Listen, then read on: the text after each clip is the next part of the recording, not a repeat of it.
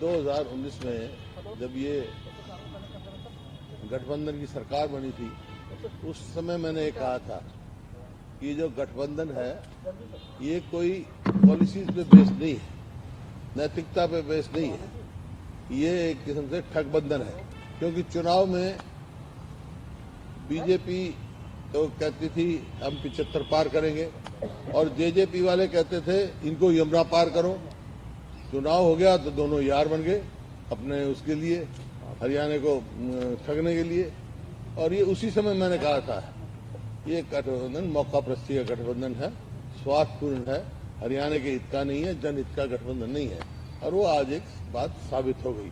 और इस मामले में जो आज गठबंधन टूटा है, आपको याद होगा प्रेस कॉन्फ्रेंस में मैंने भी कहा, दीपेंद्र ने पब्लिक मीटिंग में कहा कि एक और समझौता हो गया है गठबंधन तोड़ने का, सब लोगों को गुमराह करने का। क्योंकि इस 5 साल में हर वर्ग इस सरकार से विमुख हो चुका है, कोई जनहित का काम कार्य नहीं किया, तो उस पर ये अपनी एंटी इनकम्बेंसी को छुपाने का प्रयास कर रहे हैं। तो ये लोग समझ चुके हैं। और आज जो हुआ, क्योंकि गठबंधन हुआ, ये मनोहर लाल जी चीफ मिनिस्टर और डिप्टी चीफ मिनिस्टर दुष्यंत बने। आज दोनों गए, चीफ मिनिस्टर जी ने रिजाइन किया, डिप्टी चीफ मिनिस्टर भी गए। तो इसका मतलब चुनाव के ठीक समय पहले वो अपनी स्वयं चुनावी हार मान चुके, मॉरली डिफीट हो चुके हैं। नैतिकता के तौर पे इस पार्टी को कुछ भी सरकार में रहने का कोई अधिकार नहीं है। मैं कहता हूं कि तुरंत हरियाणा में राष्ट्रपति शासन लागू होना चाहिए और चुनाव में चले जाना चाहिए। जो गठबंधन था वो कोई पॉलिसीज पे आधारित नहीं था। और आज जो इन्होंने 5 साल में जो हुआ है, बाई इलेक्शन में भी हम जीते हैं, हर वर्ग, चाहे वो किसान है, 750 किसान जो है यहाँ हरियाणा में उनकी मौत हुई। एमएसपी की बात, जो वायदे इन्होंने किए थे घोषणा पत्र में, कोई भी पूरा नहीं किया गया। जेजेपी ने कहा कि 5100 रुपये पेंशन करेंगे बुजुर्गों की जब हम समझौता करेंगे, कोई वो नहीं हुआ। तो इस किस्म से कोई भी एक भी घोषणा पत्र लागू नहीं हुआ इनका। तो आज सिर्फ अपने एंटी इनकम्बेंसी को बचाने के लिए और लोगों का ध्यान दूसरी ओर आकर्षित करने के लिए ये है, इनकी मिली भगत है।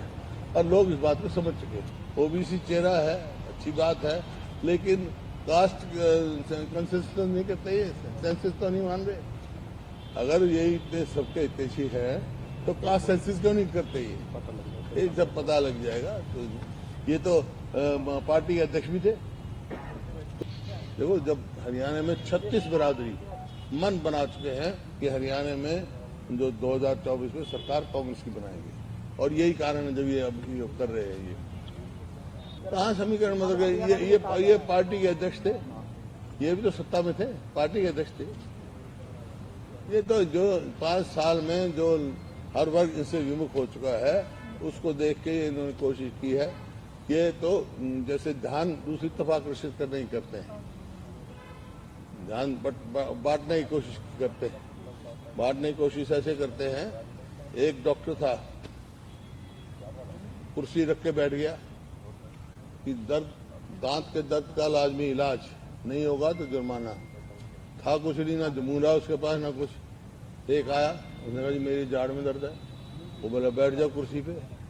2 शीशी रखी थी उसके पास और शीशी में पानी, मिर्चों वाला पानी रख सकता था। वो बोला बैठ जाओ, आंख में वो डाल दी और मिर्चों का पानी। वो बोला ओहो आंख मेरी, बोला जाड़ का दर्द, डॉक्टर बोला जाड़, बोला छोड़ो जाड़ के दर्द को, मेरी आंख बचाओ। ये तो ये काम करते हैं। जब हरियाणा को बर्बाद कर दिया, अब लोग समझते हैं इस बात को। देश और दुनिया की तमाम बड़ी खबरों से जुड़े रहने के लिए लाइक करें, सब्सक्राइब करें यूट्यूब पर सच को हिंदी चैनल और बेल आइकन दबाकर पाएं लेटेस्ट अपडेट सबसे पहले।